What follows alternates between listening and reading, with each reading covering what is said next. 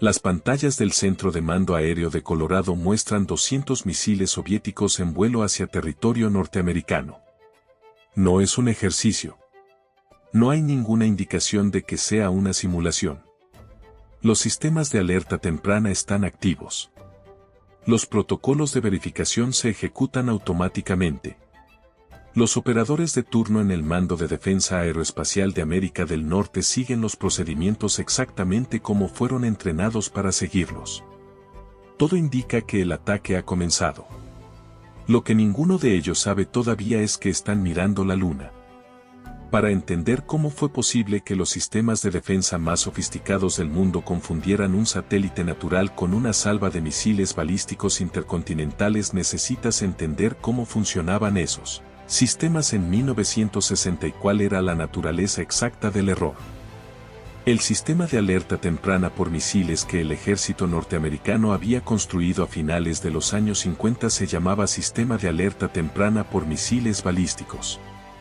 Era una red de grandes radares instalados estratégicamente, el primero de los cuales entró en operación en Thule, Groenlandia, en 1960, diseñado para detectar misiles balísticos intercontinentales soviéticos a suficiente distancia como para proporcionar entre 15 y 20 minutos de aviso antes del impacto.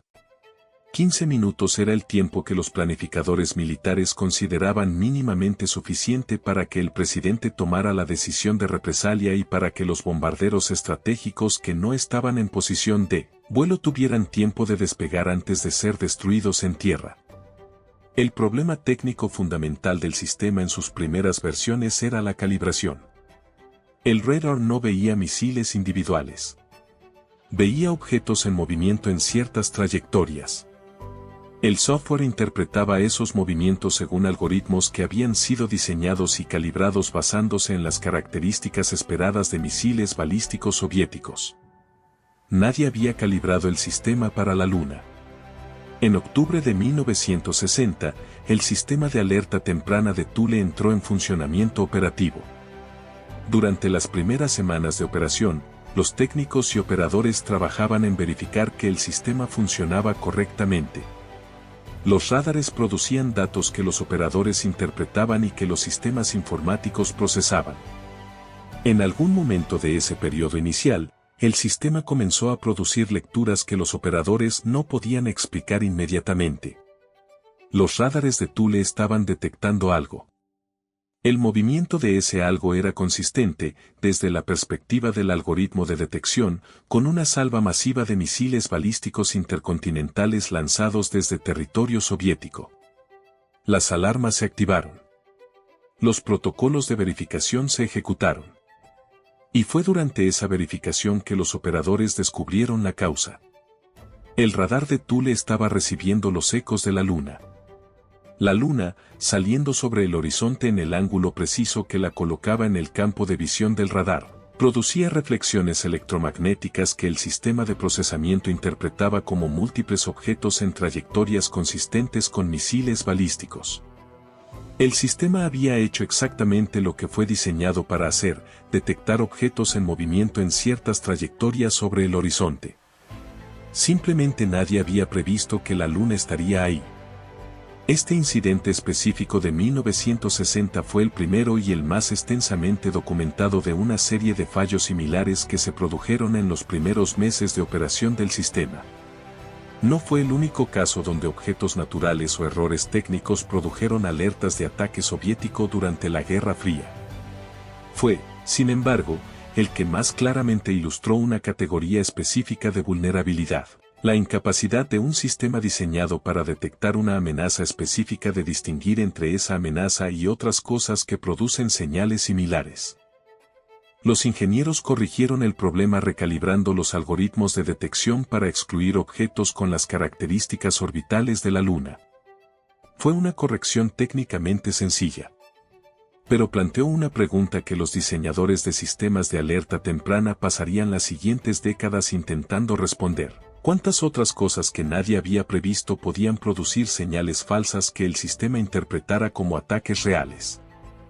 La respuesta, que se fue descubriendo de manera incrementalmente perturbadora durante los siguientes 25 años, era: más de las que nadie había imaginado. El catálogo de falsas alarmas del sistema de defensa antimisiles norteamericano durante la Guerra Fría es más extenso y más variado de lo que la mayoría de las personas conoce. En noviembre de 1979, un técnico del Centro de Mando del Mando de Defensa Aeroespacial en Colorado insertó por error una cinta de simulación de ejercicio en los sistemas operativos en lugar de en los sistemas de entrenamiento. Durante varios minutos, los operadores de turno vieron en sus pantallas una imagen convincente de un ataque soviético masivo con 250 misiles balísticos intercontinentales y 11 submarinos en posición de lanzamiento. Los pilotos de los aviones de mando y control fueron alertados y algunos se prepararon para despegar. Las unidades de misiles en posición de alerta recibieron notificaciones preliminares. Se tardaron 6 minutos en determinar que era una falsa alarma. 6 minutos durante los cuales el mecanismo de respuesta nuclear de los Estados Unidos estuvo parcialmente activado por una cinta de entrenamiento insertada en el sistema equivocado. En junio de 1980, el sistema generó 2 falsas alarmas en 2 días consecutivos. El 3 de junio, los sistemas mostraron 2 misiles submarinos soviéticos en vuelo. El 6 de junio, los sistemas mostraron 220 misiles balísticos en vuelo. En ambos casos, los protocolos de verificación determinaron relativamente rápido que era una falsa alarma. La causa fue un microchip defectuoso en los sistemas de comunicación. El chip producía valores de datos aleatorios que el sistema de procesamiento interpretaba como información de detección de misiles. Un componente electrónico del tamaño de una uña, que costaba fracciones de centavo, había generado 2 alertas de ataque nuclear en 4 días. El microchip defectuoso fue reemplazado. Los protocolos de verificación fueron revisados. Y la pregunta que los analistas de seguridad del sistema se hacían en privado se volvió más urgente: ¿cuántos microchips más podían fallar de maneras que el sistema de verificación no detectara a tiempo? Pero la falsa alarma más peligrosa de la Guerra Fría no ocurrió en Colorado. Ocurrió en la Unión Soviética. El 26 de septiembre de 1983, 26 días después de que la aviación soviética derribara el vuelo de Korean Airlines 007, el teniente coronel Stanislav Petrov era el oficial de turno en el centro de mando del sistema soviético de alerta temprana por satélite, ubicado en Serpukhov 15, a las afueras de Moscú. El sistema soviético de satélites de alerta temprana detectó, a la 1:15 de la madrugada hora local, el lanzamiento de un misil balístico intercontinental desde una base en Montana. Luego detectó un segundo, un tercero, un cuarto, un quinto. El sistema indicaba con el nivel de confianza más alto posible que los Estados Unidos habían lanzado 5 misiles contra la Unión Soviética. El protocolo soviético para ese escenario era claro: reportar inmediatamente a los superiores para que se tomara la decisión de represalia. Petrov tenía el teléfono en la mano. Lo que ocurrió en los siguientes minutos es uno de los episodios más extraordinarios de la Guerra Fría y uno de los menos conocidos por el público general. Petrov no llamó. Esperó. Mientras sus subordinados lo miraban, mientras los sistemas seguían mostrando la alerta máxima, mientras los protocolos decían que debía reportar, Petrov procesó lo que estaba viendo. 5 misiles. Solo 5. Un primer golpe nuclear soviético-americano diseñado para destruir la capacidad de represalia del adversario requería centenares de misiles lanzados simultáneamente.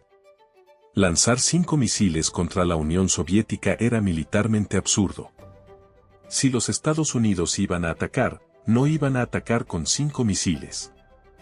Los sistemas de radar terrestre soviéticos, que deberían haber confirmado la detección satelital, no mostraban nada. El sistema de satélites era relativamente nuevo. Sus primeras semanas de operación habían producido algunos problemas técnicos. Petrov calculó que era más probable que el sistema estuviera fallando que los Estados Unidos hubieran lanzado 5 misiles. Decidió no reportar como ataque real. Reportó como fallo del sistema. Estaba equivocando su evaluación en cuanto a la causa exacta del fallo, pero acertando en lo fundamental: era una falsa alarma. Los satélites habían confundido el reflejo del Sol sobre las nubes de alta altitud en un ángulo geométrico específico con el calor de los motores de misiles balísticos en lanzamiento. Si Petrov hubiera seguido el protocolo, la cadena de decisión soviética habría recibido una notificación de ataque en un contexto de tensión extrema, 2 semanas después de un incidente diplomático grave, con un liderazgo que había demostrado en ese mismo periodo estar dispuesto a usar fuerza militar con rapidez. Lo que habría ocurrido después no puede saberse. Lo que puede decirse es que Petrov prefirió asumir la responsabilidad de no reportar sobre la responsabilidad de reportar y estar equivocado. Petrov no fue reconocido públicamente en la Unión Soviética por lo que hizo esa noche. Fue sometido a una investigación interna. Se determinó que había violado el protocolo al no reportar inmediatamente. La investigación no produjo sanciones formales, pero tampoco produjo reconocimiento. Petrov fue trasladado a otro destino y eventualmente se retiró. El mundo no supo lo que había ocurrido hasta que los documentos comenzaron a desclasificarse después de la caída de la Unión Soviética. Cuando la historia se hizo pública, en los años 90 y 2000, Petrov recibió reconocimientos tardíos de organizaciones internacionales. La Asociación de Ciudadanos del Mundo le otorgó un premio. Fue invitado a la sede de la ONU en Nueva York. Un documental alemán contó su historia. Petrov, en las entrevistas que concedió, rechazó consistentemente ser descrito como héroe. Decía que había hecho lo que parecía lógico en el momento. Que no había sido valentía sin análisis. Que 50 personas más habrían tomado la misma decisión en las mismas circunstancias. Tal vez. O tal vez no. El hilo que conecta el radar de Thule confundiendo la Luna en 1960 con el satélite soviético confundiendo el Sol en 1983 es más profundo que la coincidencia técnica. En ambos casos, sistemas de detección sofisticados y costosos, diseñados por ingenieros brillantes para detectar una amenaza específica, produjeron falsas alarmas porque el mundo real contiene más objetos y más condiciones que las que los diseñadores habían anticipado. En ambos casos, la primera línea de defensa contra la catástrofe no fue la tecnología. Fue el juicio humano. En el caso de 1960, los operadores de turno en Thule verificaron la alerta y determinaron que era falsa antes de que la información llegara a niveles donde pudiera producir consecuencias irreversibles. En el caso de 1983, un teniente coronel soviético decidió, solo, en la madrugada, que su evaluación de la situación era más confiable que lo que sus sistemas le mostraban. Los sistemas de alerta temprana de ambas superpotencias habían sido diseñados con múltiples capas de verificación precisamente para reducir el riesgo de que una falsa alarma llegara a los niveles de decisión política antes de ser identificada como tal. Lo que los incidentes documentados de la Guerra Fría muestran es que esas capas de verificación no eran infalibles. Que la presión del tiempo, la tensión política del momento, el diseño de los protocolos y la calidad de los operadores individuales determinaban en la práctica si una falsa alarma era contenida a tiempo. La seguridad del mundo dependía, en esos momentos, de que la persona correcta estuviera en el lugar correcto y tomara la decisión correcta en el momento correcto. Petrov murió en 2017 a los 77 años. Vivió suficiente para ver su historia reconocida públicamente, para recibir el crédito que la Unión Soviética nunca le dio, para responder preguntas de periodistas de todo el mundo sobre esa noche de septiembre de 1983. La pregunta que le hacían más frecuentemente era si había tenido miedo. Su respuesta invariable era que no había tenido tiempo para tener miedo. Que había que tomar una decisión y la tomó. La esencia de lo que hizo en esa madrugada se redujo, en su descripción, a una evaluación racional en condiciones de incertidumbre extrema. El mundo continuó existiendo. No porque los sistemas funcionaron perfectamente. No porque los protocolos fueron seguidos al pie de la letra. Sino porque en el momento preciso en que la tecnología falló, un ser humano con criterio propio eligió confiar en su análisis sobre la pantalla que tenía delante. La luna seguía saliendo sobre el horizonte de Thule. Los satélites seguían confundiendo reflejos con cohetes. Y entre esas pantallas y el fin del mundo había, siempre, un hombre mirando los datos y decidiendo qué creer. Eso no debería ser suficiente. Pero fue lo que funcionó.